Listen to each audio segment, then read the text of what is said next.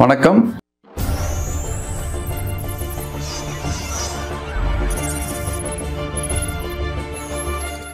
Welcome to JK plastic surgeon channel.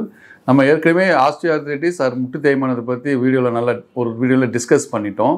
இப்போ இந்த வீடியோவில் அந்த முட்டி இன்ஜெக்ஷனை பற்றி டீட்டெயில்ஸ், அது எப்படி போடுறோன்றதை பற்றி நம்ம சொல்லிடலாம்.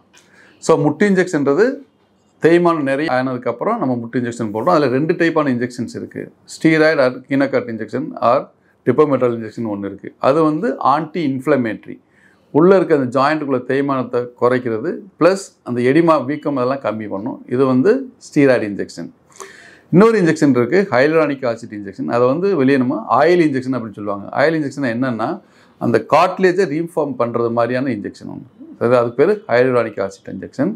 மூணாவதாக இப்போ பிளேட்லெட் டெரைவ்டு பிளாஸ்மான்னு ஒன்று இருக்குது, பிஆர்பின்னு ஒரு இன்ஜெக்ஷன் இருக்குது. அது என்ன அப்படின்னா அவங்களுக்குள்ள பிளட்டை எடுத்து அதுக்குள்ளே இருக்க பிளாஸ்மாவை செப்பரேட் பண்ணி அதே இன்ஜெக்ஷன் போடணும். அதுவும் போடுறாங்க இப்போது.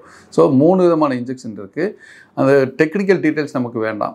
அந்த முட்டுக்குள்ளே இன்ஜெக்ஷன் எப்படி போடுறோம் அப்படின்னா, பேஷண்ட்ஸ் இப்போ எல்லாமே முட்டு இன்ஜெக்ஷன் அப்படியே பயப்படுறாங்க. பயப்பத்தை போடுறதுக்கான வீடியோ தான் இது.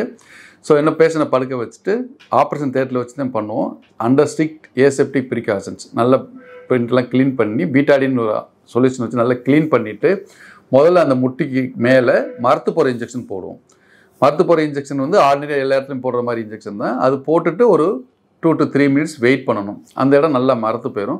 மரத்து போனதுக்கப்புறம் அதுக்கப்புறம் அந்த முட்டிக்கான பெரிய நீடலோட இன்ஜெக்ஷன் இருக்கும்.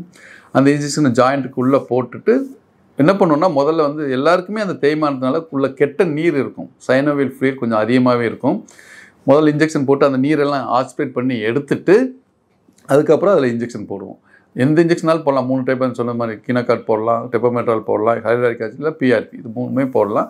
போட்டு முடிச்சுட்டு அந்த இடத்துல டைட்டாக கம்ப்ரெஷன் பேண்டேஜ் சொல்லுவோம். ஏன்னா அந்த இன்ஜெக்ஷன் போடுறோம், ஒரு 2 நாளைக்கு ரொம்ப மூவ்மெண்ட் பண்ணக்கூடாது. டைட்டாக கம்ப்ரெஷன் பேண்டேஜ் போட்டு அந்த மருந்து வேலை செய்கிற வரைக்கும் 2 days ரெஸ்ட் எடுக்க வேண்டியிருக்கும். 3ஆவது நாள்லேருந்து நீங்கள் நல்லா வேலை செய்ய ஆரம்பிச்சிடலாம். ஸோ இந்த முட்டு இன்ஜெக்ஷன்னா என்னமோ ஏதோன்னு பயப்பட வேண்டாம். சிம்பிள் ப்ரொசீஜர் தான். டே கேர் ப்ரொசீஜர் பண்ணிவிட்டு உடனே வீட்டுக்கு போயிடலாம். அட்மிஷன்லாம் தேவையில்லை. நீங்கள் அடுத்த நாள்லேருந்து நார்மல் ரொட்டீன் வேலையெல்லாம் செய்ய ஆரம்பிச்சிடலாம்.